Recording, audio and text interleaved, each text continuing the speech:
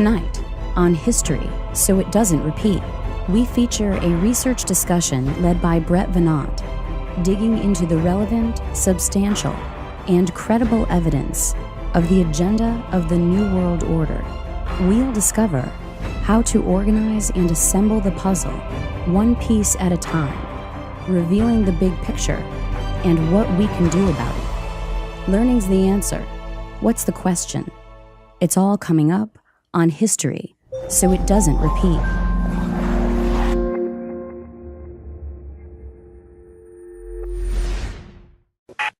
Welcome back to History, So It Doesn't Repeat. I'm your host and navigator, Richard Grove, and today is July 4th, 2013, and we're celebrating the 4th anniversary of Tragedy and Hope's premiere issue back in 2009, as well as memorializing our nation's birth in 1776.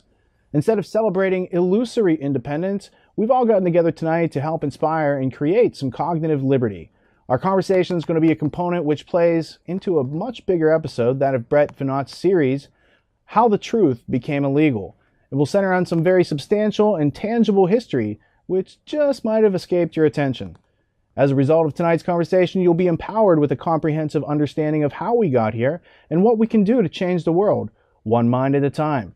Joining me via Skype is Brett Veinotte, host of the School Sucks podcast, and Kevin Cole, co-writer of State of Mind, The Psychology of Control.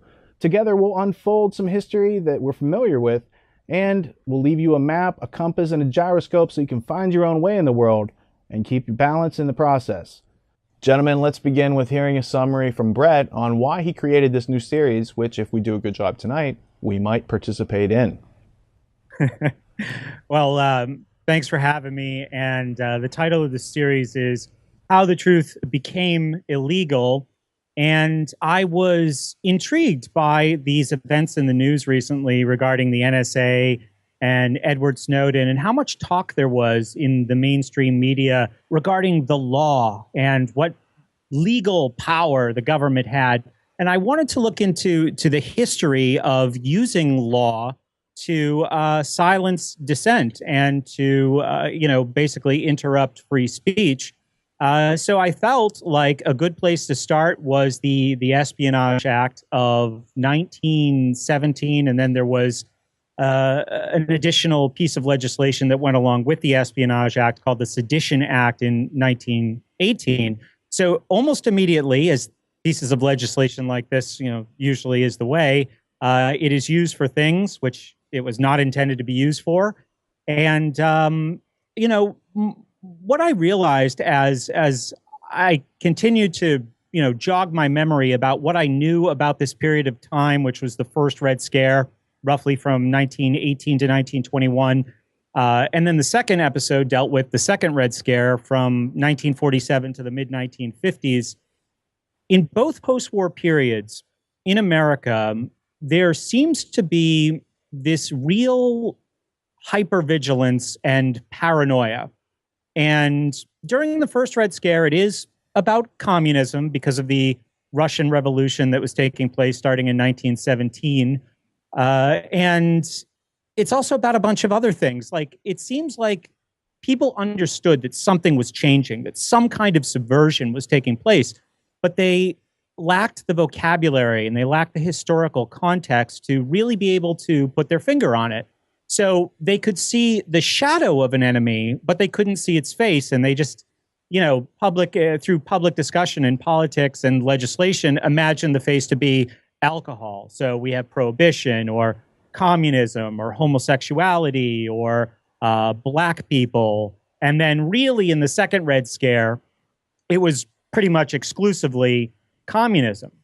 But what I really discovered was that people were responding to essentially an internationalist, collectivist subversion of America, but they just didn't know how to explain that to themselves and to each other. So what you get is this mass hysteria and paranoia.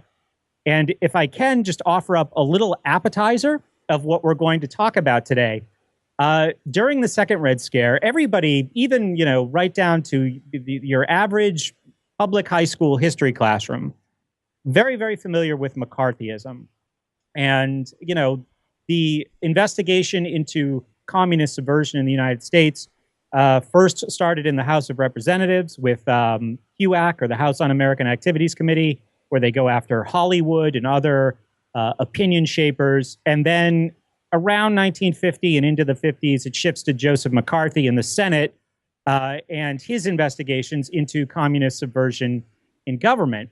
Well, drowned out by all this noise of McCarthyism, there's another congressional investigation going on at the same time in the background. It's called the Select Committee to Investigate Tax-Exempt Foundations and Comparable Organizations. And here, a group of congressmen are concerned about the influence of these tax-exempt foundations, the Rockefeller Foundation, the Carnegie Foundation. And initially, the committee is headed by a guy named Eugene Cox, and he's a Democrat. There is, a minority committee headed by a guy named Carol Reese. And initially, they look at what these tax foundations or tax-exempt foundations are doing. They kind of give it a thumbs up and hope to shut the books on all that. And then Carol Reese, who's in the minority party in the committee, asked the investigation to be reopened.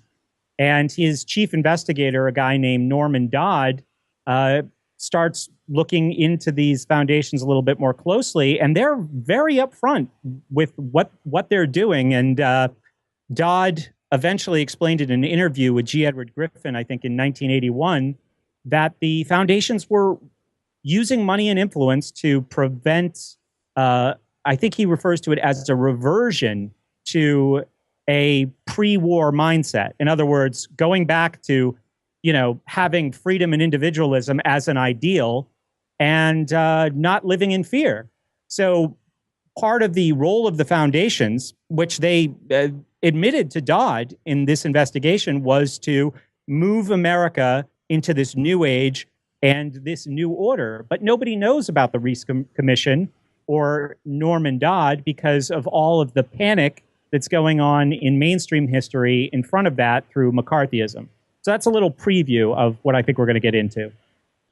Well, that's quite a preview, and I greatly enjoyed listening and re-listening to your new series. And through this new series, I mean, I'm pretty well versed on most of the history, as is Kevin, but I'm sure we'll both attest throughout this conversation that even when you think you're familiar with these topics, it allows you, that familiarity allows you to learn and listen to new things that you didn't get to hear the first couple times around. And so as you start to integrate this in, you can clearly see, especially with the additional contextual history we'll add tonight, that corporations in America, like the American International Corporation, helped to fund the Bolshevik Revolution. It helped to fund those tax-free foundations. It's connected into the Federal Reserve. So there's some very legitimate and substantial history that we're going to discuss tonight. But right now, I'm really curious, after that intro that you've just laid out, what Kevin's next comment's going to be, because I know that he is just, he's overflowing with facts and references on this specific topic. So I'm really excited to get the mix in. Kevin, I'm going to leave it to you. Where would you like to pick off from where would you like to pick up from where Brett left off? These commissions that Brett's talking about are key to understanding some of the motivational roles and where the money hides. There's the Reese Committee, the Cox Committee, and then a lesser known called the Poohole Committee that actually deals with some of the actual tax-exempt foundations themselves, going after Rockefeller and Standard Oil. And this is referenced in the letter to R. Gordon Wasson, discussing from the St. Louis Federal Reserve document, where R. Gordon Wasson is talked about as being the individual who was the go-to on the Poohole Committee to try to represent these organizations. So they were trying to hide their money and what their influence was. It's interesting because Norman Dodd actually says himself that he had investigators going into the Carnegie Foundation documents and found documents that say exactly that they wanted to revert the United States into a communistic Soviet Union style of government. Now, I'm sure this is widespread across the board, but there are also competing ideologies. There are Fabians who are Fabian socialists, and there are those that are using Fabian strategies for federalist agendas. Brett, we've got this outline of yours here. Do you want to lead us through the outline? Yeah, sure. I think that there was a lot of cliffhangers in the two episodes that I did so far. And it basically, traced the history of not this conspiracy that we're going to talk about today, but like I said in the introduction, what was going on out in front of that. So there are I started the whole series with this clip from MSNBC of, who was it? Glenn Greenwald, how could I forget? In kind of a heated exchange over the NSA Snowden thing with Richard Haass, who for the last 10 years has been the president of the Council on Foreign Relations. So I thought that really set the stage for where this series of shows was going to go in truth versus power. But I don't want to get too ahead of myself, and because I've really been immersed in this stuff for like the last 48 hours, and it was a big G. Edward Griffin day for me yesterday. And it was so exciting, and it was almost like this emotional experience of just, how much I can benefit in just a couple of days from 40 years of this guy's research. And, maybe you guys have had a similar experience where, you're sitting, here's an analogy anyway, you're sitting at a table with like a bunch of puzzle pieces, like a mound of puzzle pieces, and some are connected and some aren't. And somebody comes and bangs the table and the puzzle falls into place. I really feel like Griffin's work has that effect where, this is a vast story that can be pursued from a multitude of different angles, and it can quickly become overwhelming when you look at the ideological origins and the role of central banking or international bankers.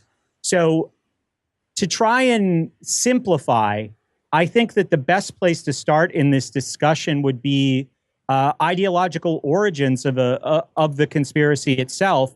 But I was hoping that you guys would first provide some insight into the importance of this book, Tragedy and Hope, by Carol Quigley. And without getting, too much into what the book reveals or what the book is about, why is this book so important to historians like yourselves? Well, I'll take that question, it being the obvious question for me to answer. I went through public schooling. And so going through public schooling and not being exposed to the legitimate, real history of how the world works, I found to be disappointing.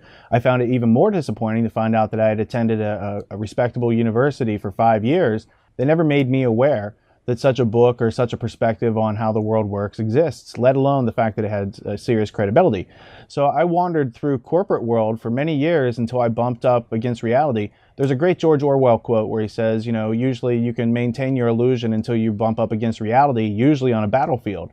And so, bumping up against reality, then you go and search and say, what's the credible information that's out there that someone else has encountered this before and is left behind so I can learn from it. And luckily, the book that really helped me put things together wasn't so much a book like None Dare Call It Conspiracy. Like I was aware of these type of conspiratorial books, but they always lacked the substantial references and interconnectivity to tell a bigger picture without, dumbing it down and making it cartoonish.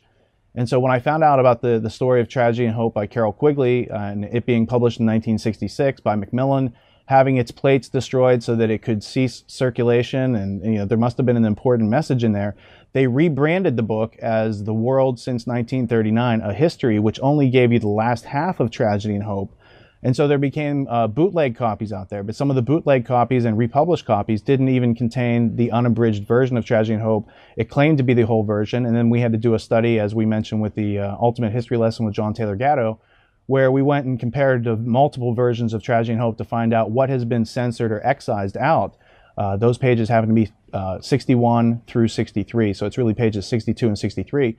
And we can talk about what those pages mean and why they would have to be censored or why they would take away the first half of this book, because the last half of the book didn't really make much sense without the first half. And so it's this treasure trove of legitimate, substantial, verifiable, respectable history that rarely anyone ever brought up. So I thought, this is something that it needs to be on the tip of everyone's tongue, and people need to be talking about the contents of this book, because it really does help you. It helps your mind organize the copious amount of content so that you can get a clear and accurate picture of the artifacts and evidence that have been left behind as our legacy here as humans on this planet. So it's about learning where you came from so we can find out where we're going. And The Tragedy and Hope, A History of the World in Our Time is the full name of the textbook. It's not the only book by Quigley that's valuable. He wrote The Evolution of Civilizations and The Anglo-American Establishment. And if you read those three books together, you can get a picture of history over the long term. That's like the macrocosm. But he'll also give you the microcosm of power in the 20th and 21st century, because what's going on today is very much a legacy of Cecil John Rhodes, which is a heavy talking point within Tragedy and Hope by Carroll Quigley. Kevin, anything to add? Yeah, I think he covered much of it. Carroll Quigley was an interesting individual in that he went to both Harvard and Princeton. There was an article written about him in the 1970s by a Washington Post reporter that I've been analyzing called The Professor Who Knew Too Much. And what it sought to do was kind of set forth the right-left dichotomy that kind of accompanied this book throughout history, where you have groups that are so-called ultra-right-wing that are attacking this because it's communistic or because it's socialistic. And he even speaks to some of this in an interview he conducted with Rudy Maxa from the Washington Post. Now, the book's significance escaped me my whole life. I didn't come across this in school, like Rich said. This is not something that they teach everybody on a general level. And in some ways, it's something that I don't think Quigley even realized that he had, because he had become so institutionalized within this environment. I mean, he admits that his tutor was an individual by the name of Crane Brenton, who was an OSS officer and station chief. So he's very much inculcated into this establishment politics from the get-go. So when other people are saying, hey, you're exposing a conspiracy, he's saying, well, this is just how it's the way it works. You know, and whether or not other individuals use that against him and put him juxtaposed to J.P. Morgan and others as a culprit himself, that's something we can discuss also. And I'm right to say that the Quigley take on what's going on in the 20th century, it's not like he is some great whistleblower shining light into dark places. He's saying, why aren't we telling people about this? This is great. Look how organized you guys are. Why are you keeping this a secret? That kind of speaks to what you were saying, Kevin, about his insulation, right? In intelligentsia and academia. It's like, yeah, this is what we do, right? What people would have a problem with this out there. And it really tells the story of this plan that went into action late 1800s, last couple decades of the 1800s. And it started with a small group of men, but eventually gained what I would describe as an ideological momentum of its own, with lots of carrots for lots of different interests as it continued and as it grew. And you also mentioned None Dare Call It a Conspiracy, written in 1971 by Gary Allen, which is a useful book to get a basic understanding of what Quigley presents in Tragedy and Hope. Obviously doesn't go into nearly as much detail, doesn't name, it names a lot of the same names, but without, the massive detail that Tragedy and Hope offers. And I think that, Rich, you said the word cartoon, kind of does this cartoon presentation that I think it's important to understand in the significance of Tragedy and Hope is that these are not cartoon bad guys. They're not James Bond villains. These are people who, maybe didn't even have any recognition of evil intent. And I think when you tell this story to people too quickly, or you make it sound as if there's a real malevolence, like these people aren't even telling themselves a story about how they're doing the right thing, that's the hardest thing for the average person, the average man on the street out there to believe, that other people would operate with such evil intentions. And I think that's where you lose a lot of people. So as you learn more about the intentions of Rhodes and Milner and all these people that we're going to get into today, there are people who are shaping this ideology that don't really have evil intentions. There are people who will, attach themselves to it as it goes on. I think Griffin said one time that government is a magnet for the predatory class. For society, people think, they don't exist anymore, do they? Well, they do, and Quigley wrote about them. And he said that he had no aversion to this secret society. In fact, he said he had been invited into its inner ranks. He was never a member of the elite himself, but he was brought in as their historian, you might say, to record their events and to put it in the public record so that they could have a permanent record for all time. And he said he was invited into the group, and he was able to examine their private records. And then he said, I have no aversion to it or its goals or its policies. He said, the only thing I disagree with is that they hope to remain secret.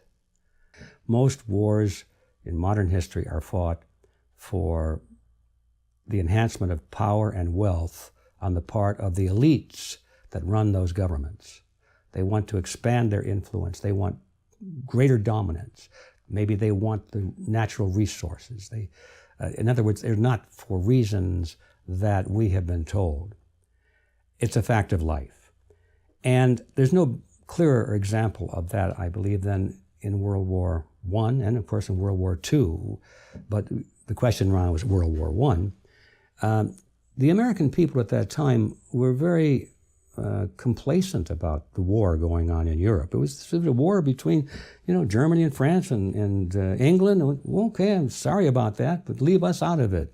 We declared our neutrality and everything, and we just said, we hope you guys work it out real soon, which is the way we're supposed to be, There was no particular national interest on our part to be involved in that war. We weren't at threat.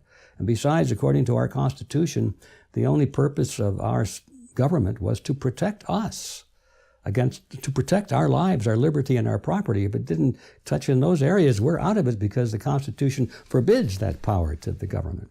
Anyway, that's how the American scene was at that time. And people in finance and in government really had a different point of view because, you see, J.P. Morgan at that time was the bond broker for the British bonds. The British government was trying to raise money. In addition to taxes, they were borrowing it through bonds, so they were issuing bonds. And J.P. Morgan was given the franchise to sell those bonds in America. And he sold a lot of them. Secure your copy today at Infowars.com. So once you have this ideological corruption and you have accepted this idea that control over a group or control over a nation or control over a planet is okay and the way forward, yes, there will be people who latch onto that and use it for their own gains. But I think that maybe we could try to flesh out a little bit better the ideological origins of what is often called this Rhodes group or this Rhodes conspiracy that began in the late 1800s. Well, that's excellent because Rhodes would be like a specific, particular microcosm of the larger idea of collectivism and taking away the rights of individuals, which goes all the way back into Plato's Republic and the seeking of, building a caste system to classify certain individuals into certain lifestyles that will be the best for the people that run those things. So what you see through history is the only war that's ever gone on is the battle of consciousness. It's waged by those who want to suppress consciousness. It's waged against those who want to express consciousness. You see this in many forms throughout history, but what you see is a history of social control, a history of using other human beings as slaves. And once upon a time in history, not so long ago, on July 4th, 1776, some people used some words to separate themselves from tyranny, and that's how America was founded. So you see these continual struggling stories through history, and every now and then you see a bright spot where people resist effectively, but then they kind of, forget about that. They get lazy, they get dumbed down, they get reintroduced to the empire, and they forgot that they were ever supposed to be apart from the empire. So this idea of Cecil Rhodes and his last will and testament, it's a specific agenda for the 20th and 21st century to take away nationhood, to create a one world government. And it's a plan, it's a collectivist plan based on plundering other people's production. So there's a lot of people of various races, nationalities, religions, and creeds who subscribe to a collectivist idea where they wait for you to produce something whereby they can come by and plunder. This is organized crime or the mafia on a very small scale, but what most people don't recognize is on a large scale, it's called government. And the reason that people don't recognize this is because we spend 15,000 hours in a public schooling session where their whole deal is to convince us that they're not the mafia. You know, they have really good PR called public education, and the government can tax people using force, fraud, and coercion, and they can do all these sorts of things that are ubiquitous to us because we're just brought up into a culture where that's how it works, death and taxes, this sort of thing, right? But when you actually break it down and try to know yourself and try to understand these institutions that surround you, that you participate in wittingly or unwittingly, you find that knowledge is power, and that they use a knowledge gap or a power gap or a wealth gap. It's the withholding of useful information from individuals that gives them power. Cecil Rhodes' specific plan is based around that, but also the longer strategy through history, starting with Plato's Republic, let's say, and culminating in the late 19th century in Fabian socialism. These are all just, people improving on the methods of harnessing human resources and herding people like cattle. So we do see, starting in around 1890, a plan go into action that continues right up to the present day, right? Like some of these other things, there might be separations, right, where it's not continual all throughout history, even though I take your point that it is, a new group of people looking at what had been done in the past and saying, okay, how can we improve upon that? So initially, it's this Oxford professor, John Ruskin, who Cecil Rhodes is one of his students. And I think we're in the 1870s at this point.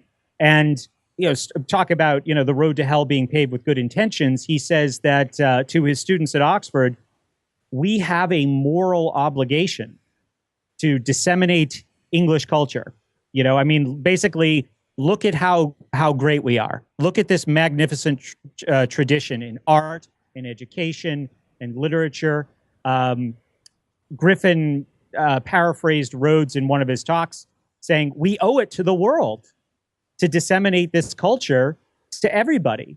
Now, even though today we don't see a conspiracy to bring the world under British control as it once was the goal of the British Empire, around, the colonial America and India and all these other places, pretty much all over the world for the last 500 years.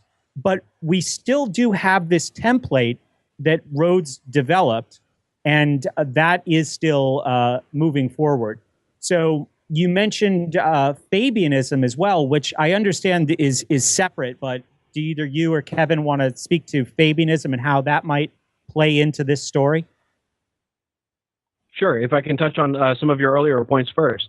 When you're talking about with Cecil Rhodes in his last will and testament, you are talking about a class of people during his lifetime that were very much hurt about the United States being lost in the earlier war. And Cecil Rhodes himself says that if it wasn't for the stupidity or laziness of King George III, that they would have been holding Parliament in London and New York every other year. And so there is this in his multiple wills and testaments, starting in 1877 and onward, there is this drive to perpetuate Anglo-Saxon unity. And from the 1877 will, it says to perfect a system of immigration from the United Kingdom to the colonies to further the consolidation of the British Empire, to assist towards the restoration of Anglo-Saxon unity, towards securing the representation of the colonies in Parliament and the foundation of power so great as to render wars impossible and promote the best interests of humanity.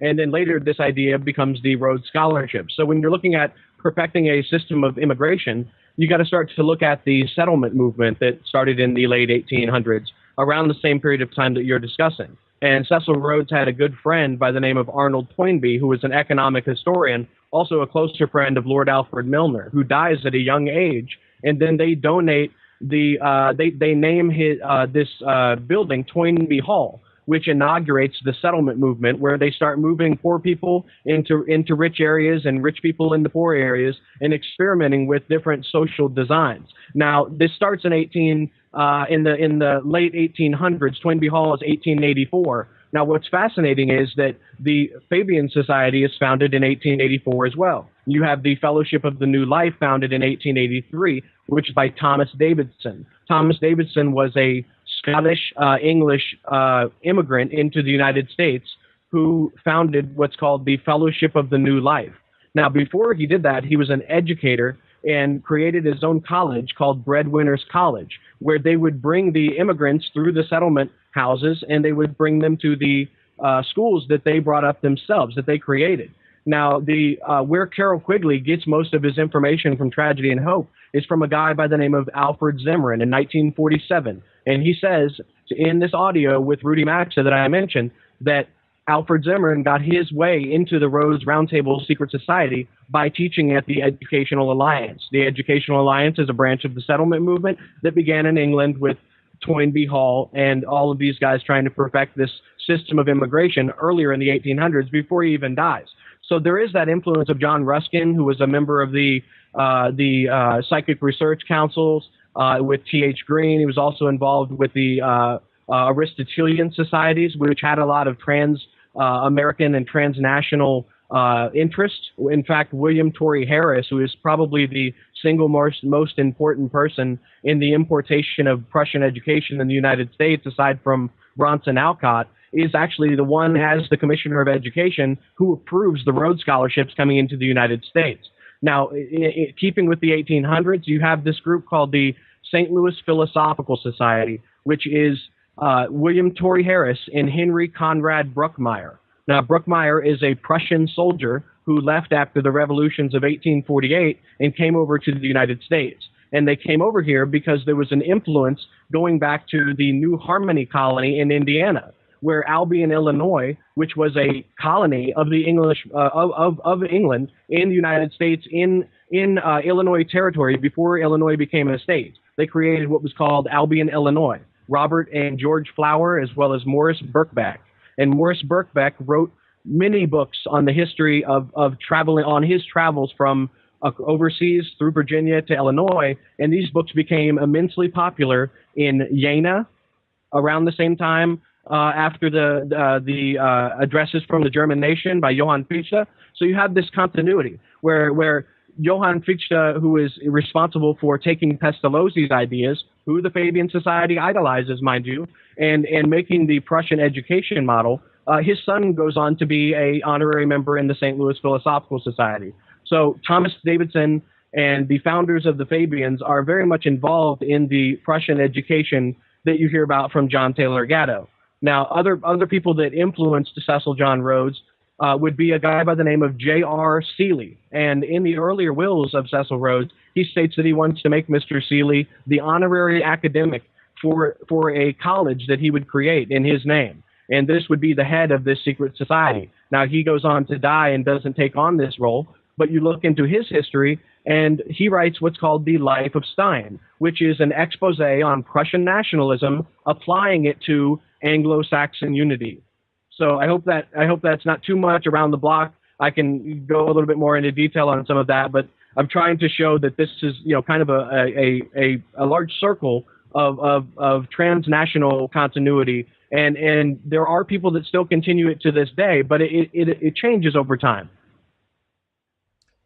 Yeah, I'm not sure if we need you to go back around the block or in more detail right now. What I'm going to do is zoom back out for the audience, because I think some people got motion sickness. There's so much history. Like, you could do a whole college, PhD thesis on what Kevin just laid out right there. But I'm just going to go through some of these notes to help, connect it back to what Brett's teaching his audience. And to the School Sucks podcast audience, I would first say, I'm a listener to the podcast, been a listener for a long time. I love Brett's work. And if you like what you're hearing thus far, we have a whole bunch of work that supports what's being said. So we're not painting or drawing epistemological cartoons. We're pointing to a real financial central banking empire called the Rothschild family, who funded Cecil Rhodes. This is page 52 in Tragedy and Hope by Carroll Quigley. We're talking about this ominous continuity that they have a moral obligation, and this is what Gatto calls justified sinning in the Ultimate History Lesson. So this moral obligation allows them to try to gain world control. It's not about British Empire controlling the world. They're just using the British Empire as a vehicle to get world control, and then they control the world everywhere. They're going to be multinational. They're internationalists.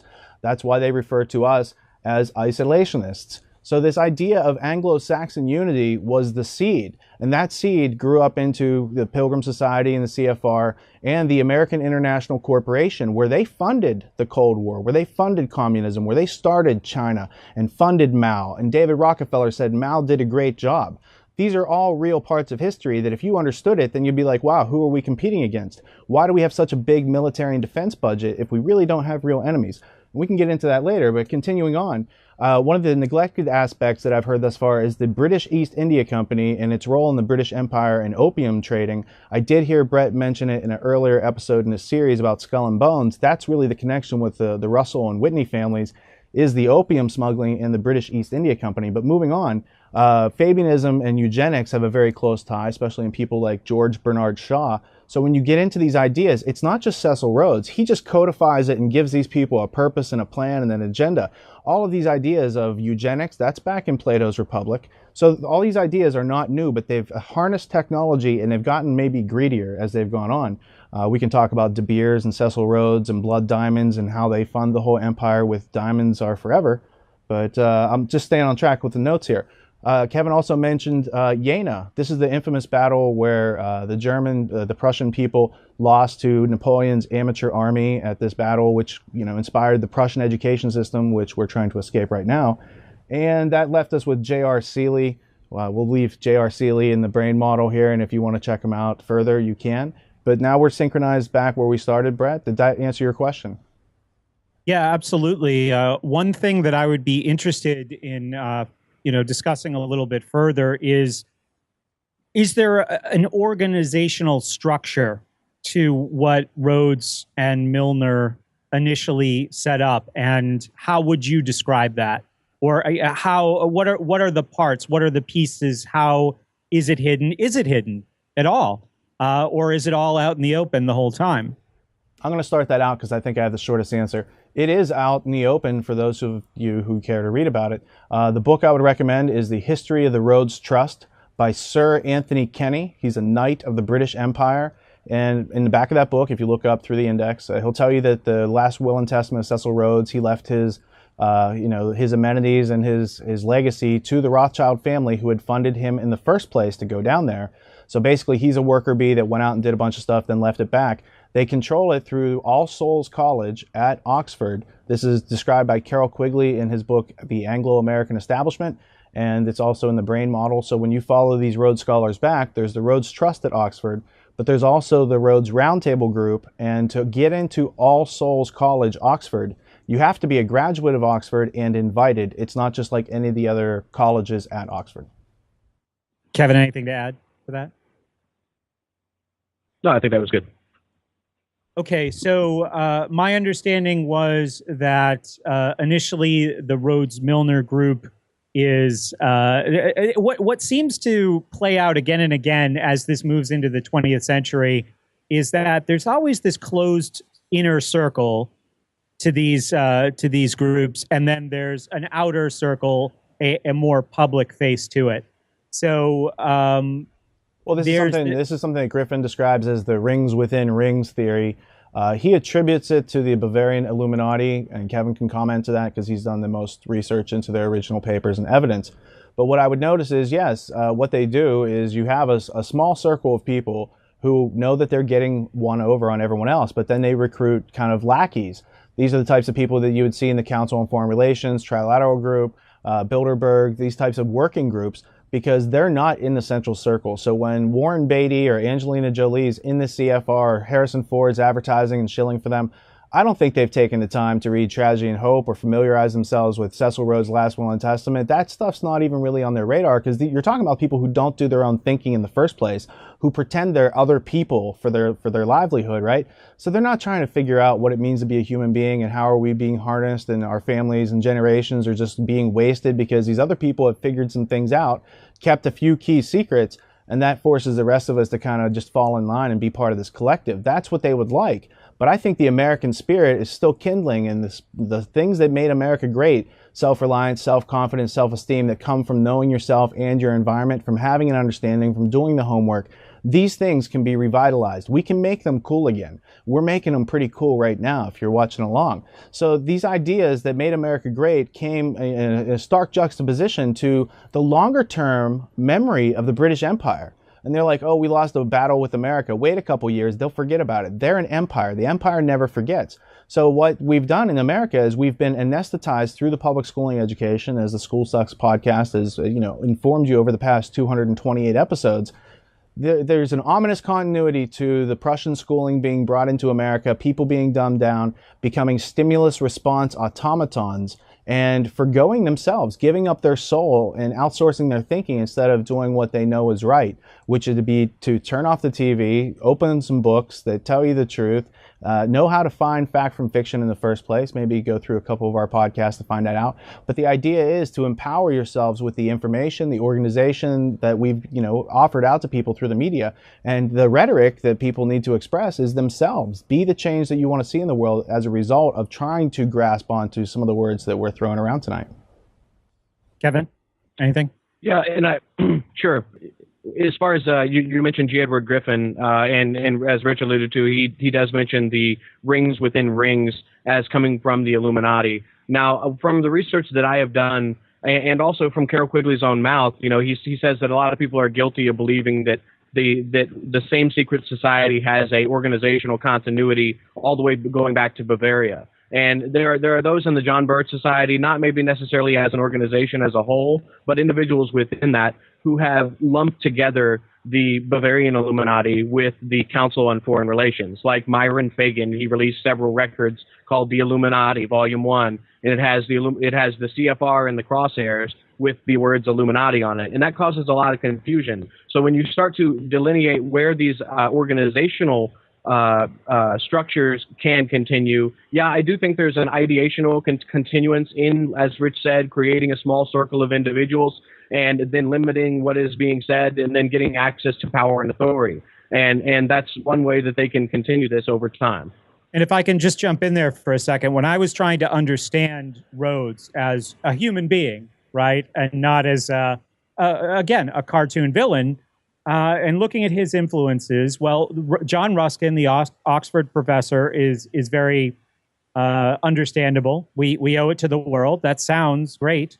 There was another book that I read about called The Martyrdom of Man by Wyndham Reed, which is supposedly the author who coined the phrase survival of the fittest.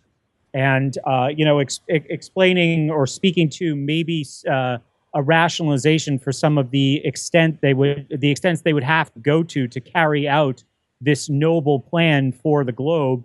And another influence of Rhodes was Freemasonry. And so this is I thought of this when you talk about everything getting mixed together as this grand, all-encompassing conspiracy, and it's really not that simple. My understanding is that Rhodes admired the structure of Freemasonry and how, there was a public face and there was an inner core. And he said, I like this secrecy. I think we can do better, essentially. So those are what I see as his influences. And if there's anything to add to that, let me know. I think we could add a whole week to that, man. So first off, Rhodes's Freemasonic relationship had many ties. One of his favorite brothers was Rudyard Kipling. So there is, a popular writer that we have children's books that we, give to our kids in America that has Freemasonic roots tied directly to Cecil Rhodes. Kevin can go deeper into that. But I wanted to mention, first off, anytime we're bringing up G. Edward Griffin and Creature from Jekyll Island, the primary reference that I would get and read if I were you on the Federal Reserve and its history is The Secrets of the Federal Reserve, the original book written on it. Eustace Mullins worked in the Library of Congress. He went through 4,500 volumes of congressional testimony to amalgamate that book. I found it to be highly useful and credible over the years when you do your research and check into these things. On the screen behind me, Cecil Rhodes here is sitting with Lord Alfred Bate. I want Kevin to comment on Lord Alfred Bate here in a minute as well. But going back through, Rhodes also had a lot of support, like I said, from the Rothschild family, and it's through the Balfour Declaration and Lord Rothschild's participation in that they're bringing the last will and testament of Cecil Rhodes into the state of Israel many years later. And so when you find this ominous continuity thread, what you find is in 1861, a writer named Moses Hess wrote about how they were taking over Freemasonry, how they were going to recreate Zion in Palestine. So they were going to take this land away, and they were going to use Rothschild and Cecil Rhodes are named specifically in this 1861 book, right? So you see this continuity of Freemasonry, rebuilding Zion, which is a Freemasonic idea, and the taking of someone else's land to create this, and that they had a plan going on since the 1800s. And then you look at it and say, well, didn't Herzl know about Moses Hess? And the answer is no. Theodor Herzl, who popularized Zionism in popular culture, later found out that, when he's writing to Cecil Rhodes and saying, hey, I've got this plan to make Israel, Cecil Rhodes doesn't bother to really tell him, hey, this is a 1861 plan that you're unwittingly participating in. And when Herzl kind of finds that out, he's kind of outcast. And the other important thing is that, Herzl planned his plan for Israel on Rhodes's last will and testament. Rhodes's last will and testament is structured on the quote-unquote Constitution of the Jesuits. Now, Constitution, that word, can have many different names. It doesn't mean a piece of paper with writing on it, because people will say, well, the Jesuits don't have constitutions. Look at the multiple meanings of that word, and he's basically saying the essential structure that what makes a Jesuits a great secret society through time, they wanted to take and replace the words Roman Catholic, Church with British Empire. And so in the last will and testament of Cecil John Rhodes, he's telling you it's basically do a word replacement. These guys have a good plan going, but we have more resources over here, or they have more resources over there, and they could, take it to their advantage. Go ahead, Kev. Yeah, where do I start? That could go on forever. The great points. With Cecil Rhodes and the idea of using the Jesuit strategy, that really brings forth the principle of organic unity and how they use education to create a closed circle in order to affect change within that circle. This is something that I think does bear a significance, but it does not mean a temporal direct continuity from the Bavarian Illuminati all the way down to the CFR and to these other organizations. It really is the idea of secrecy and creating rings within rings as a strategy to manipulate issues and to insulate people from different oppressors or different prying eyes at the time. With the Bavarian Illuminati, they were fighting against the divine right of kings, but they were also trying to take away a state and create a kind of libertarian communistic attitude. But that was blasphemy to be running around saying that at the time. They had to create reading societies in order to even discuss these ideas amongst their adepts. And you can learn a lot about that from Jiva Singh Anand's book, as well as Terry Mullinson's book on the Bavarian Illuminati. But there is a definite attempt by the group that was trying to institute the last will and testament of Cecil Rhodes, as well as their own ideas, to manipulate education in a way to take away what is being taught in American history, so you create a new body politic in the future. So it's kind of that principle of if I can control the children, I don't care about the adults, because I've got the future. And so you can look into where when William T. Stead comes on. I noticed you had the 1877 will mentioned. I believe that's changed in 1879 or 89 perhaps, when William T. Stead gets involved, and that's where you get the idea for the Rhodes Scholarship. He writes this to a picked 500,000, which is a speech to the future Rhodes Scholarships of the world, who would basically be a new Mandarin class that would sit atop the Prussian education structure. And what Kevin's mentioning about organic unity really ties back to ancient Greece, and this is where it comes back full circle with the School Sucks podcast, is it's this idea of enkycleos paideia. It's the education in a circle. It's like being a dog chained to a doghouse, and you only have a certain circumference of the world that you are able to know. And it's this idea of enkycleos paideia that has its legacy today of organic unity, trying to create a bunch of citizenry who all know and speak and parrot the same things and have the same perspectives. And it's also this idea of enkycleos paideia that leads to the word encyclopedia. And this is something that we've talked all about enkycleos paideia in the first episode of History So It Doesn't Repeat, which is Kevin Cole doing a briefing on the trivium method versus the classical trivium. And I believe it was in that episode where we talked about enkycleos paideia last time. That's correct. That's exactly what we're talking about. Kevin, what was that you mentioned about the new mandarins, and how does that fit into this?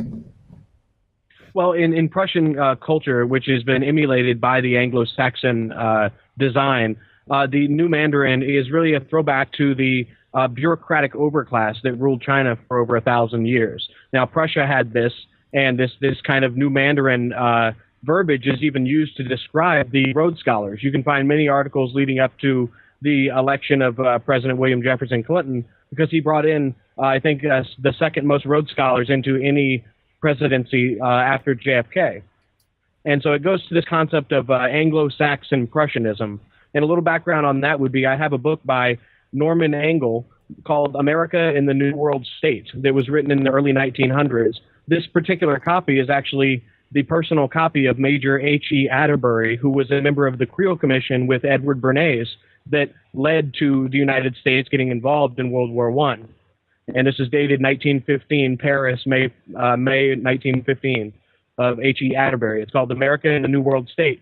And it has a chapter in here called Anglo-Saxon Prussianism. And what it's referring to, and Norman Anglo is one of the founders of the Royal Institute of International Affairs, and what it's referring to is the period around the colonization and institution of apartheid in South Africa by Cecil Rhodes and his cohorts.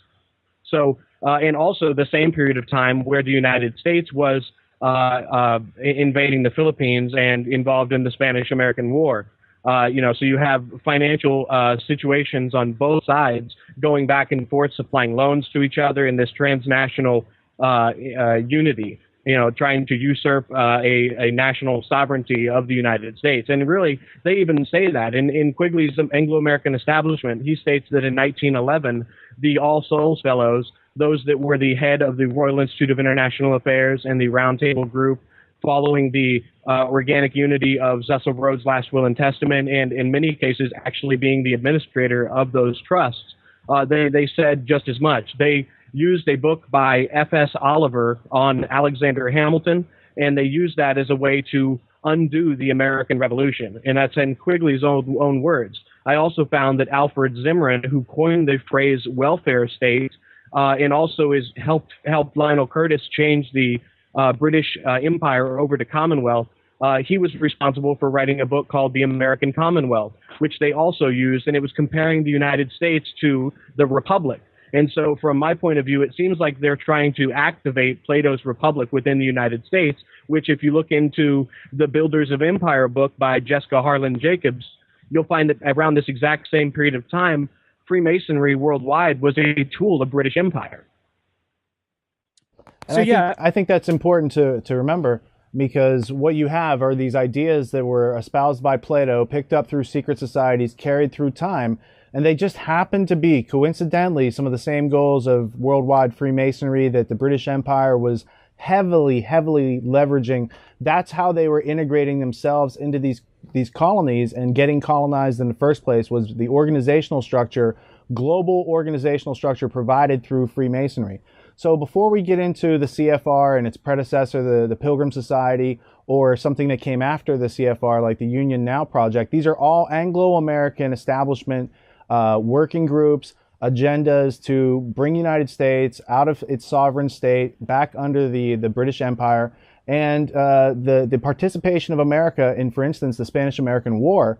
That's where you really start to see what they called yellow journalism, the use of propaganda on the public, and no longer America being, like Thomas Jefferson said, never needing to fight a war because we've got these great boundaries of oceans. We got called isolationist. America, who wanted to stay out of these things, was isolationist, and we got talked into participating in World War I. There were a couple lies told. It all ties back into Balfour and Lord Rothschild and what was going on in Britain at the time. But, when you look into how America got involved in these foreign wars, where a large percentage of people in America from that time were German speaking, there was a lot of immigrants in this country. So what you look at as far as history is a book like Paris 1919 by Margaret Macmillan. Now, she's the great-great-granddaughter of Prime Minister David Lloyd George of Britain from World War II. So she's using the personal letters archives of Balfour and all these characters that she's painting out. And what she paints out as the official establishment history is far different than what we were taught in American schools. And so it just shows that what we've been taught in American schools has been so far removed from even the history that the British Empire teaches its own people. It's noteworthy. So there's this ominous continuity once again between America's participation in collectivist activities, putting bases all around the world. It's not America's idea to do these bases. That's America under British influence, being the front end, the tip of the spear on their empire building. And that's why they also have such a close relationship, the British Empire, with Israel, because they're part and parcel. America, Israel, and Great Britain, there are no lines between those intelligence agencies, right? And so when you have Kim Philby or Alger Hiss or any of these people that were called spies, those people were working at a higher level. They were working on both sides. They're connected in at, for instance, the Round Table level, because as Quigley notes, and he was Clinton's teacher at Georgetown, Quigley notes that oftentimes the Round Table group works with the communists and capitalists, that they don't have an aversion to this. And Quigley's only aversion was he thought its role in history was so significant that it should be known. In other words, he thought that they were so far ahead in the race that even if they told the public what was going on, the public really couldn't grasp it, organize themselves, and do something about it. So when you talk about America being the tip of the spear, at least in the eyes of these people, around this time in the 19-teens, do we see that as a result of, the state of the powers in the rest of the world not doing well financially, physically, war-torn, destroyed, and the United States is last man standing? So they say, okay, there's the weapon, or there's the face. And I'll just add this to that. I said in a recent show, collectivism is essentially even progressivism in its modern form, I really see as the greatest evil disguised as the greatest good. Collectivism especially, like, oh, don't be selfish, pitch in, join the team, shoulders to the wheel. But what really is hidden in that is something very, very nefarious. And it seems like the United States served the same purpose in the 20th century because of the heritage and the history, or at least what people learned in the United States and throughout the world about the heritage and the history of the United States. They said, there is the perfect face for this new order, this new agenda for the 20th century. Well, and it goes even deeper, because we have to remember, since 1920 on, this group that we're talking about had created the American Historical Association as a front group to provide this British, Anglified, American history, this British spin on Americans, America's fight for independence. And so when you get into what you're referring to in the beginning of your question, it goes back into your last episodes, where you're talking about Woodrow Wilson, Colonel House, how Wilson didn't have any credentials, but because Colonel House is advising him, he gets all this stuff done. And you talked about Paris 1919 and redrawing of the map of all these countries around the world. You did a really great job on that. It was fun to listen and re-listen to that.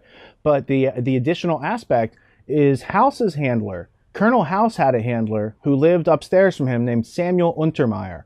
Now, if you look him up, you'll see he's a pretty famous guy. And Untermeyer is the connection of how America was brought into World War I. So basically, the way World War I worked was that Germany was really well fortified under the Kaiser. They were fighting, they had a battle line with France, and so they were winning the war. And at a certain point, the British were kind of down and out, and France is down and out. And the Germans say, we'll stop the war right now, and everything goes back to pre-war status. At which point, these central bankers go to the British government and said, you guys are going to lose. How about if we bring America into the war and you guys win this war? So there was a whole turning point and different agreements cut. And a week before World War I started, the Cecil Rhodes De Beers Company cut a deal with the German Oppenheimer Diamond Company. So you had a true cartel monopoly formed between two countries, England and Germany, that went to war a week later. So the people behind the scenes, they know that what war is. It's tricking of other people to go fight and move and lose these lives, all that are innocent. And the real people planning it are never setting foot on the battlefield. They're never getting in harm's way because so few people do the research to figure out who's really running the world. When I talked about this in a similar series about the rise and fall of the Nazis, I described states or countries and flags, all these ideas that's children's toys of how the world really works. And, another metaphor that came to mind was there used to be this show on cable called BattleBots, where these kind of stupid, awkward-looking robots would be put in some confined area, and they would just smack each other until they were destroyed. And, people outside with the controllers would each walk away with some prize money and go have a beer together. So it's interesting as you're telling this story about, the central bankers going to Britain and saying, let's bring in America. When America comes into the war, Germany is rounding up resources to send Lenin back to Russia for the Bolshevik Revolution, which I'm pretty sure was funded by the same group that we're talking about. That's American International Corporation. Lenin was trained in Switzerland and carried by private train. It would be interesting research to find out whose private train car transported Lenin in at this convenient time when there had already been a small revolution, and then these other people come in and they basically rebrand that revolution, much like what you've seen in Egypt, Libya, what's going on in Syria right now. So there's a long, rich history. In fact, I want to just pull one little artifact here, because this is a recent Foreign Affairs magazine. This is printed by the Council on Foreign Relations. You see Death from Above. They got the drones on here. They're really liking the drone programs. And there's an article in the back about transnationalism that talks about how America is an isolationist country. And so what you see is, this is almost 100 years after the founding of the Council on Foreign Relations. They are still trying to take away American sovereignty and have transnational law that supersedes the Constitution and puts us under the United Nations. So the idea is, even though this has been going on for a long time, there has been a serious resistance in this country because there are few enough individuals who have intellectual self-defense to remind the rest of the people that you can put some questioning in between stimulus and response, and you can escape all this propaganda that we've been inundated with. But at this point, I think that I've overstepped my bounds, and I want to listen to what Kevin has to say, because I think that he would even have more to say on this topic than I would. Well, no, the point with the American Historical Society, they also did it with the American political science societies in the United States as well. There's a great book called Politics and Progress, The Emergence of an American Political Science by Dennis J. Mahoney, which discusses how Prussian architecture was brought into the United States by influential British individuals. And then there's the Pilgrims and Pioneers book I wanted to share by Sir Harry Brittain. And he is the founder of the Pilgrim Society. And the only reason he wrote this history that I hold in my hand is because Philip Kerr, Lord Lothian of the Milner Rhodes Roundtable Group, suggested that he do so. And this gives the official history of the Pilgrim Society, its connections to the mechanisms of power, how they set up a Court of St. James ambassador from the United States, where they would come there, they would have a Pilgrim Society meeting there, and they would do the same when the British ambassador came to the United States. And then they would also metaphorically claim artifacts of English and British history, and sometimes literally. They actually went and bought George Washington's ancestral home and put their regalia, and they're in control of it as a museum.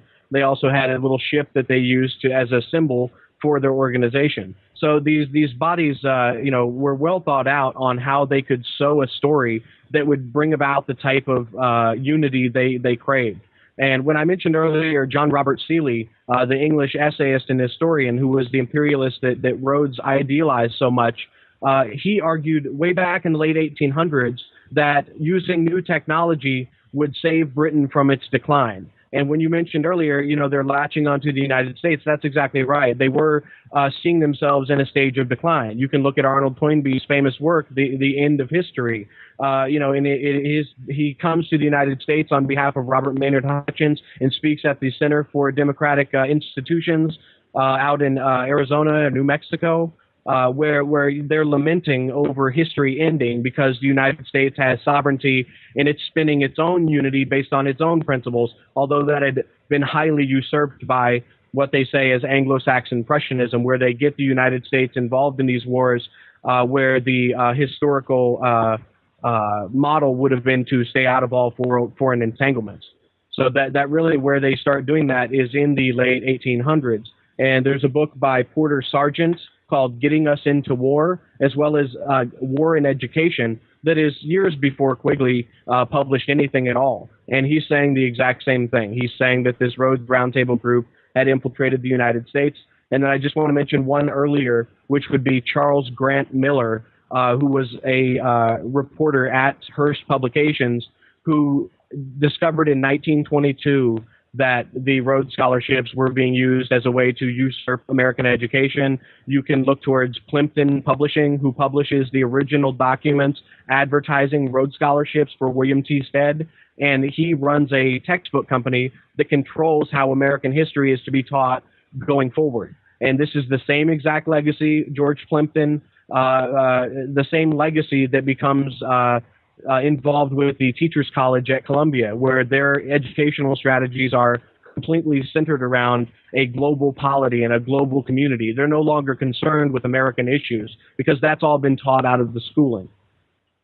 Well, and the good point about Plimpton that ties into the trivium is he has a whole archive at Columbia on the classical trivium. That's the form of mind control where it's stimulus response. We teach the trivium method where you use your 5 senses of observation, identify, and organize before you talk. So I also wanted to give you a thumbs up on Porter Sargent. Porter Sargent is a fantastic researcher, and he is a predecessor of Quigley. So most of what Quigley, says, I took with a grain of salt until I went out and found primary resources and found many other authors who were just lesser known, who had written about this in decades and even almost a century before. So this idea of the Pilgrim Society that Kevin's talking about, it's an Anglo-American, it's a transatlantic union of rich people. That's really what it is. And Andrew Carnegie plays into this. It started by Rhodes' last will and testament when he dies in 1902. And then you have that going forward. So this other character that Kevin mentioned was William T. Stead. He's the if you get the book, The Last Will and Testament of Cecil John Rhodes, William T. Stead is the publisher of that book. He's the original member of the Rhodes Roundtable. He died on the Titanic, which J.P. Morgan owned. And so now we're getting into the 20th century, around the time of the World War I, and how these groups, kind of drop the deadwood, and they continue on with their own plans of Federal Reserve, Council on Foreign Relations, and that's where really you have magnates like the J.P. Morgan Empire, the Standard Oil Rockefeller Empire, kind of all join forces in the name of transnationalism, collectivism. This is admitted by David Rockefeller on page 405 of his memoirs, where he says people accuse us of doing these things, and he says it's true. So he's observing that Americans don't read yet, but it's out there. So it's these ideas that we're trying to, communicate. I mean, Brett is just now, kind of wading in through this aspect of history, but it's a single thread that connects through history that if you learn about the different branches on this tree, then you're going to have a much more contextually full and rich understanding of that's what's going on today. The British are funding Muslim Brotherhood, and that's all done through the Anglo-American establishment all the way back into the 20s and 30s when they set up the Saudi royal family. So today's events, today's news that you're seeing, you can actually understand what's going on, and you can dismiss the arbitrary points being brought out to you by corporate media and start digging into the substantial history that we've laid out, not only in the School Sucks podcast, but in the Peace Revolution podcast and all the other productions that we've made over the years, because that's the focus point. If you can get things in focus to where you can see clearly by using these lenses through communication and critical thinking and history, then you're really working with all the tools that you need to find your way, make a map, and keep on balance. And that's what we're all trying to do as individuals, I think. Right, Brad? Absolutely. And yeah, you're right. I am just kind of wading into this. I mean, I think I've always been aware of it to a certain extent, but one of the things that's really problematic about this massive topic is, there's multiple ways into it, and it can be very intimidating. I wish we had that guy from RSA Animate with his little dry erase board. Oh, me too. Yeah, to awesome. keep track of the conversation for us, because when we mention just a certain name or a group or an event, we could, tangent into an hour of conversation right there. And it is very hard to produce a clear narrative for people when you bring in all of these other interests who see this plan in motion and see how appealing it is. I mentioned the carrots for a variety of different individuals to be involved in this. You mentioned a name a couple of times, Lionel Curtis, who was another academic. He was an Oxford professor, and he picks up the torch, I think, after Milner in the development of the Roundtable group, both the inner and the outer circle. And his job is really the establishment, as I understand it anyway. His job is the establishment of these front groups. So in Britain, that's the Royal Institute of International Affairs. In the United States, in 1921, thanks to the tireless efforts of House, who we've also mentioned, Colonel Edward Mendell House a bunch of times, it is the Council on Foreign Relations. And this was a plan that Quigley points out was drawn up in Paris, right after World War I. But how does that start to impact the political, academic, and really foreign policy discussions in the United States over the course of the rest of the century? Well, the way this affects it is that Lionel Curtis is probably singled out by Quigley as the most important person involved in the Rhodes-Milner Roundtable group. He even tells Rudy Maxa I don't even know if you want to talk about this guy, and that's the Washington Post interview that you can hear from 1974 with Carroll Quigley. Lionel Curtis, you have to really look into the founding of All Souls College and how these individuals went on to establish their long tenures versus what was normal at the time. So you had Lionel Curtis as well as Lord Halifax, who would go on to hold ambassadorships and many, many prominent positions. You had groups of individuals who had a small circle, a small ring of people that had access to power and influence who were following in the exact same legacy. So how this continues in 1919 at the Paris Peace Conference, and before you have the Hotel Majestic meeting with individuals from the United States and from Great Britain who were also members of the Pilgrim Society, who got together and decided that they needed to have these bodies established on both sides of the Atlantic to control foreign policy. So it's really a power and influence clique that has been in control since the early 1900s. Out in the open. They announced that the Council on Foreign Relations had J.P. Morgan money quite some time ago. So you can see these competing interests, but you have to look at the common threads. And something I didn't want to get away from, to make my earlier point, if I may, was that the use of technology as a way to stop them from decline in order to merge a cultural interest is seen in fruition when at the Pilgrim Society's first meetings, they're able to use the Atlantic Wire because a Pilgrim Society member owns the Atlantic Wire. And they're able to talk back and forth from the English Society as well as the Society in New York at the same time. So they're using these technologies as a way to create an interconnectivity that is light years ahead. So it's a planned obsolescence for the populace and a way to profit off of that planned obsolescence by controlling, the meters that regulate energy and things that we need for our survival today. So it in addition to using technology and using educational technology, I think these things, kind of merge together. And the last point on that would be that All Souls College has a sister school in the United States, and that is the Princeton Institute for Advanced Studies, where many of the advancement... Exactly, Woodrow Wilson. So Abraham Flexner goes over to All Souls College and spends several years there with Lionel Curtis and with Philip Kerr, who would come around, Lord Halifax, and all of these individuals. And he's the head of Rockefeller money. He's the one that's distributing money throughout the United States. So there's a guy named Tom Jones who in 1940 creates the Pilgrim Trust, which is quote unquote not connected to the Pilgrim Society, but it happens to create this same Institute of Advanced Study where now you have the most powerful groups on either side of the Atlantic, the Cliveden set and the Georgetown set, as well as the Wall Street bankers, in control and at the forefront of the greatest technologies that are not available even yet to the public. And this is what continues to this day. And, in a moment, we can move into Anthony Sutton and Zbigniew Brzezinski and show you how this all ties into the cybernetics, the smart grid, the smart devices, everything you see today. We'll tell you about the history in a second, but I just wanted to concentrate on Flexner. He said this name, Flexner. There's a book out there called Rockefeller Medicine Men. It shows how the Rockefeller Foundation influenced adversely our education system, but also the medical education system, including the pharmaceutical complex that grew out of it. So the Flexners, there's two brothers, they write a report, it's all Rockefeller money, corrupts our entire healthcare system and our education system in this country. Good name to dig into. Also this idea of them taking technology and hoarding it or keeping it away from the public, using it ahead of other people to have a strategic advantage.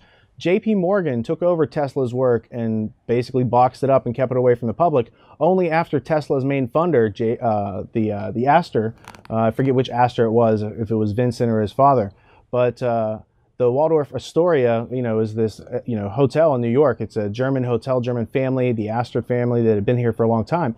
They died. His financier died on the Titanic with William T. Stead. So when you have J.P. Morgan continuing on, and he dies later that year, but his company moves on.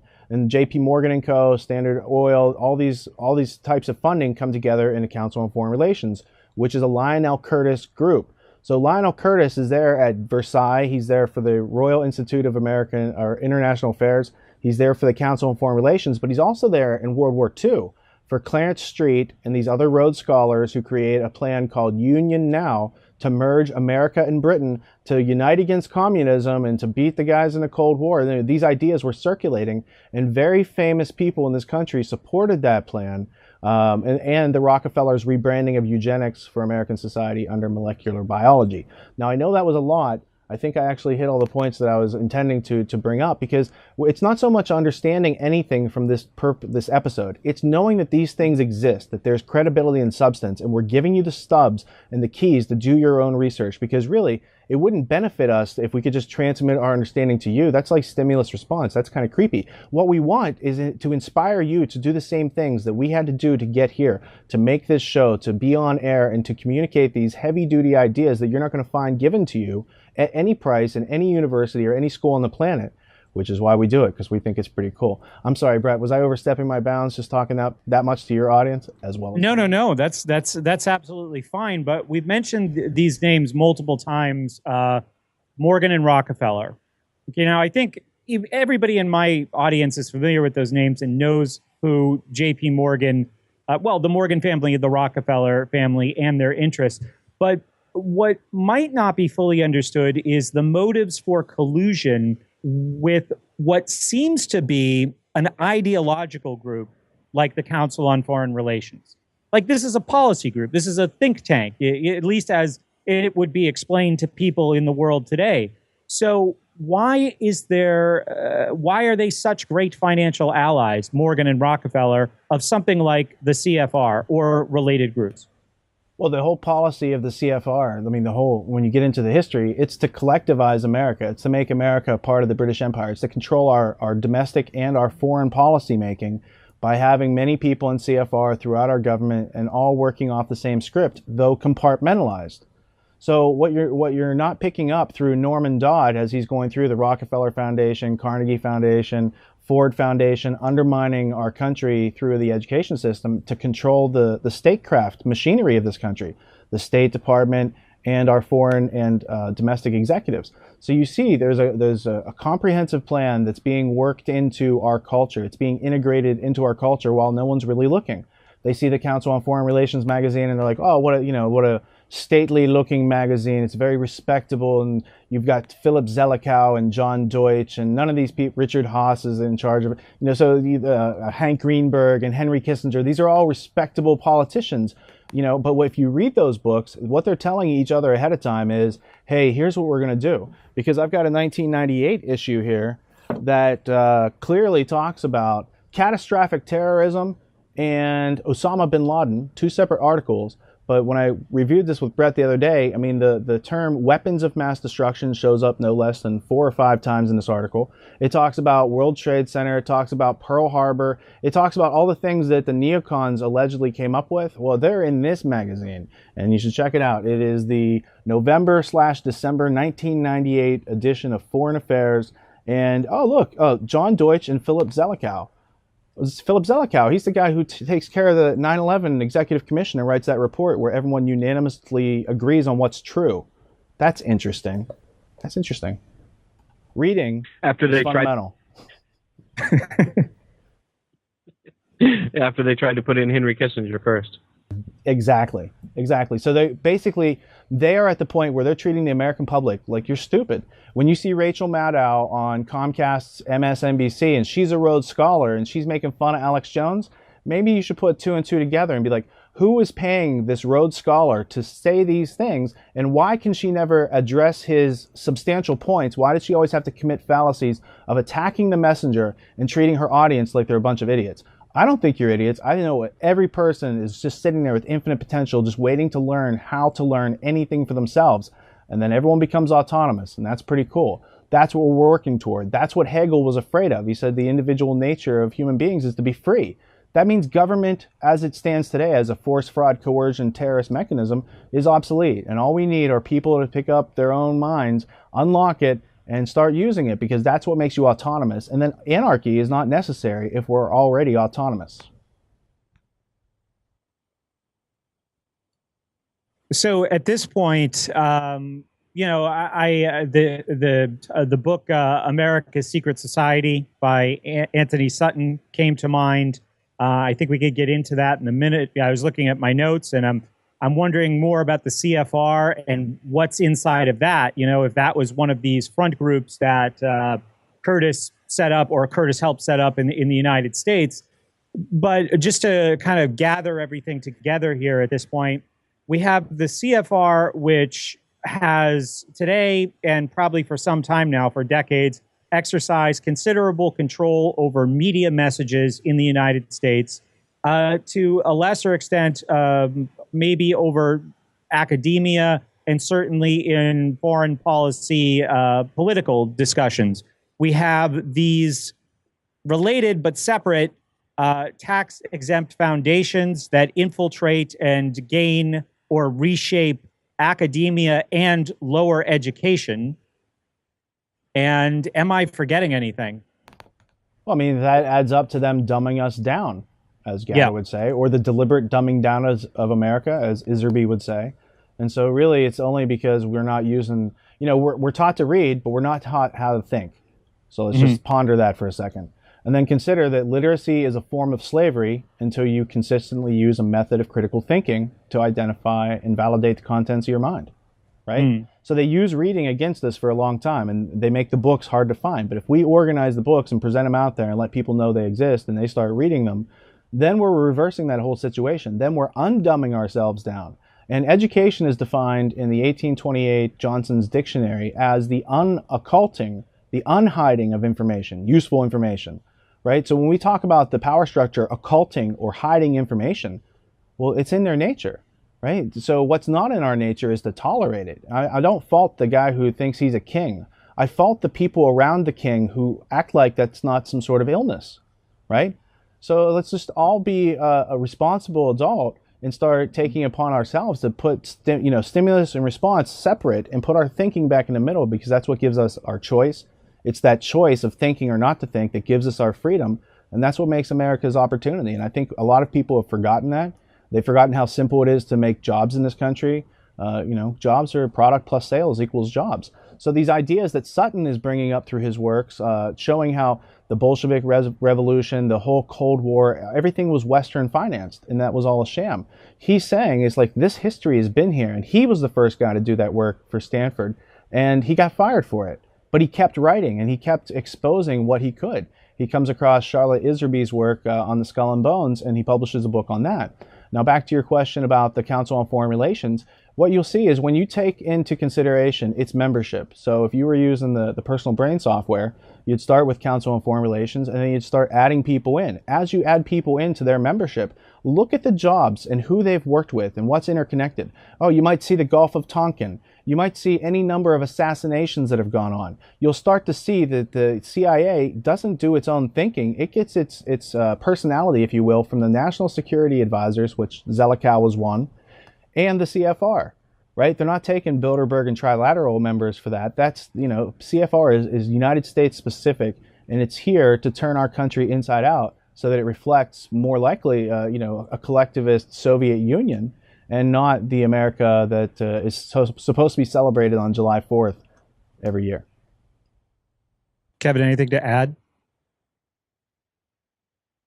I can also speak a little bit to what you mentioned on academia, and I think this should put things into perspective for people. I don't want to rehash my whole trivium talk, but when you get to Lionel Curtis's work and what he put forth on the concept of organic union, and these federal union ideas latching on to that of Clarence Strite, who was a Rhodes Scholar who wanted to put forth a program called Union Now that the Roundtable Group latched upon.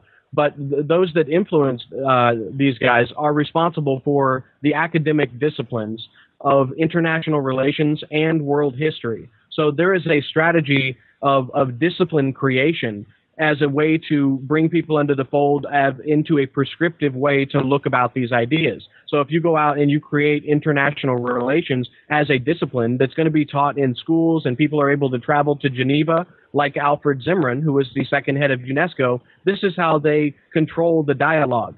And so, if you look into who changed the British Commonwealth from the British Empire, and that would be Lionel Curtis and Alfred Zimmermann. And so world history itself, this was Arnold Toynbee's big deal, was that he had created the academic discipline of world history. So in order to be known as a great world historian, you had to be members of the American Historical Society, which was in charge of people that were in favor of the same ideals that Richard spoke to. That would be Andrew Dixon White, somebody that was exposed by Anthony Sutton, who was in charge of the American Historical Society. So with the Council on Foreign Relations, they control not only the academic disciplines that they pontificate upon, they control the outcomes. The Rockefeller Foundation funded the British Committee for the Theory of International Politics that became the dominant ideology within the Royal Institute of International Affairs. And this is, Lionel Curtis and Alan Dulles and John Dulles were all buddies. When John Dulles got appointed to the World Council of Churches, which is a organization that Lionel Curtis was in favor of, he wrote a note to his buddy Lionel Curtis. That's John Dulles, who was the ambassador to Great Britain and who was in charge of a lot of the scandalous funding of Nazi accounts during World War II. And there's another great book I would mention by the name of Appeasement, A Study in Political Decline from 1933 to 1939, and we'd be getting more into World War II. But it's by A.L. Rouse, who was a student at All Souls at the same time as Lionel Curtis and all of the founders of the Royal Institute of International Affairs, which was funded by Alfred Beate and Lord Amory and those that were best friends of Cecil John Rhodes. And so, you see these other individuals try to set up their own unity by creating their own trust. Alfred Beate created his own trust. Amory created his own trust, but neither one were able to stray from simply funding Rhodes' original vision. That's because Rhodes's vision was so comprehensive that when it's introduced to America through the Pilgrim Society and the CFRs getting together and the Rockefellers and Standard Oil's like, we're going to fund this, as well as the United Nations, which comes later, the Rockefellers donated the land that the United Nations sits on. That's in their own official history. So you also have this idea, the rebranding of eugenics as the molecular vision of life. And if you read the book Molecular Vision of Life by Lily Kay, I think it's published by Oxford, and she was an MIT professor. So this is an example of establishment media that they have put out there that we're just taking the time to read. It clearly goes in through MK Ultra, the Dulleses, and the Dulleses were at Paris 1919, the Versailles Treaty, right? So they're involved for a long time. They're in it for the long haul. They're internationalists. And so whether it's Molecular Vision of Life demonstrating the continuity of eugenics, it started in America and Britain, it was introduced into Nazi Germany, but then it came home to roost, and it's still going on today. All of these different affiliations that we're talking about, these have meaningful connections. We're not just saying these guys went to school together and they shared some textbook in the library. No, what we're saying is they're going through a highly specifically tuned system that creates compartments where they're all reflecting part of what that bigger plan is. So whether it's Stringfellow Barr in his Citizens of the World book, he's a Rhodes Scholar, or Clarence Street in Union Now, this is bringing America together with Britain, or any number of the other names that we've talked about here. Anthony Sutton, he's not only got the great trilogy that talks about how America and Britain funded the Nazis and the Bolsheviks, and America's side was also funded by these same central bankers. But when I think Brett mentioned international relations, the whole idea of international relations and the CFR is a subset of international business and banking, which was started by the Rothschild family when they took over 5 different countries' central banking system and had an encrypted courier system that they used to communicate so that no one else could, they created some paper currencies. There's a whole fascinating history.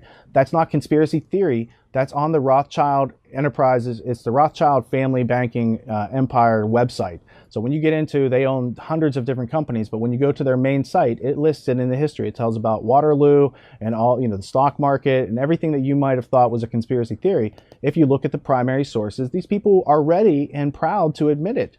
This is the role they occupy in history, and we've been dumbed down so much to just be like, oh, well, is it even there? well, let's not look for it. And if we look for it and it's there, what do we do about it? Oh, wow, there is some substance to this. We should communicate about this. It is worth our time to organize the information and effectively communicate with each other, because that empowers us. Because I don't know everything that Kevin knows. I certainly don't know everything that Brett knows. But by getting together for an hour and a half and hashing out some of the things that we are familiar with, we can all grow in the right direction. Yeah, and just to try and tie things together here, it seems like there's a natural force at work and a more conspiratorial force at work at the same time, and kind of a confluence of the two that moves this forward. The natural force, it's really not natural, I guess, but it's an ideological, a philosophical corruption, essentially. That natural force, to interrupt you, would be freedom, and the artificial or contrived or irrational force would be the use of conspiracy, force, fraud, and coercion, government by intimidation, which is terrorism against others. Well, what I'm saying is that it seems like there's a less thought out and carefully planned element that's pushing all of this stuff forward. But then there's also the beneficiaries who are mostly, it seems, financial interests. So there's this confluence of financial and ideological interest, and the ideological interests have this corruption of, an all-powerful state or an all-powerful order is a good thing. And whether we're talking about Rhodes or, right up through the 1940s and somebody like H.G. Wells, this was an idea that as orders failed, and they saw the failings of the old orders, they didn't say, well, is this kind of order a good thing? They said, no, let's a new order, a bigger order built on all of the problems with the previous order. And I also am compelled to revise a statement that I've made numerous times on my show before, that, the three ways that you can really bring about a meaningful moral, philosophical evolution in society is through art and media as one category, education, and science. And my previous statement was, well, geez, the government controls all three. But here we see groups of people brought together for various reasons over the course of a century or more who see themselves as revolutionaries and have covered all their bases, the science, the media, and the arts, and, of course, education. And, if you have friends who can print money, that would also be helpful. Well, I think the one point is it's not about money for them, because they're printing the money out of thin air. Right. It's about their grandiose egos to see their impression made on the planet and live through history like the pyramids. And so what they're working with is more of, it's off our radar, because as normal people trying to meet our needs every day and encountering the word no, which is a healthy thing, the people that run this place, like, everyone says yes to them because they want some of that illusory money. So it's about bringing it back. It's like our needs are different than the needs of the people who are doing this to us. We should be brought into this world knowing that there are, predators, there are interest-specific kleptoparasites, people who plunder our production, and we should be taught before we ever leave the house and deal with other adults that some adults lie, and here's how to find the truth, because people have to use words to lie, and in there is the truth. You can figure out if it's actually something reflecting reality or not. So it comes back to just learning these things that made America America in the first place. Self-reliance and self-esteem and self-confidence come from knowing your environment and having an ability to learn, not because a Prussian education teacher told you in a school system, right? No one told us to learn how to podcast or how to film things and put this out there. This is a symbol of autonomy that was embedded in America, and they have yet to snuff out fully. So let's rekindle this proverbial flame. And what you were referring to is a philosophic corruption. So there's no ruling class in power. There is a philosophic corruption, a corrupt philosophy, which is being served. It's not human. Many people come through, Brzezinski, all these people are coming through the time, Colonel House, they all serve that same philosophic corruption. They think they're special, but they're not. They're serving something that is anti-human, that's irrational, and that will go down in history as, wow, sorry that those guys spent their lives like that, but it had to be like that for other people to learn how to be free. And I think that's the trend that we're dealing with, not only in this conversation, but every conversation that we've had which led up to this. Yeah, there's certainly elements of it that have direct control where people were trying to set forth agendas, but you also have to look at the way that technology brings people together on its own. But if you can look within that technological founding and find threads of financing from sources such as we've been discussing, then there is a causality to it. But there is an attempt, and a lot on the internet, where people kind of put it in a cartoonish manner, and they're able to kind of lump it all together and then profit off of the scarcity of somebody who's not going to look into that, So they have definitely succeeded in their goals, as Atlanticism and balance of power strategies dominate the philosophies of the Council on Foreign Relations and the Royal Institute of International Affairs. In Thomas Paine's Common Sense and his other writings, he says that Britain would never be an Atlantic power. Well, Britain has become an Atlantic power through its acting through the United States. They saw themselves on a decline, and they needed to infiltrate their systems of education into the United States in a way to change the American polity. And the way you change the American polity is you make sure they don't remember the history, and you make sure they don't know why these individuals were significant at the time, no matter their current shortcomings. Now, we can look at Lord Percy, who spoke of Jefferson as irrational and insensible for his philosophy of natural rights liberalism. And natural rights liberalism is in direct contradiction to philosophies of collective compulsory schooling. And this is against a unified culture. All right, Brett, do you want to wrap it up? I think it's wrapped. I really appreciate both of you guys taking the time to share all of this information with me and ultimately with my audience. I might actually do an introduction show to this, so people can have the context laid out, and then I can offer them this show as a way to fill in all of these little areas that I will introduce that you guys fleshed out in such great detail today. I really appreciate it. And go ahead. Well, I was just going to say, for my part, I hope that it comes across that we are speaking with diffidence. We have discovered a great amount, but we're by no means done learning. So the idea is that there's definitely something worth everyone's attention to dig into, to verify on your own, to better understand than Kevin and I do at this current point.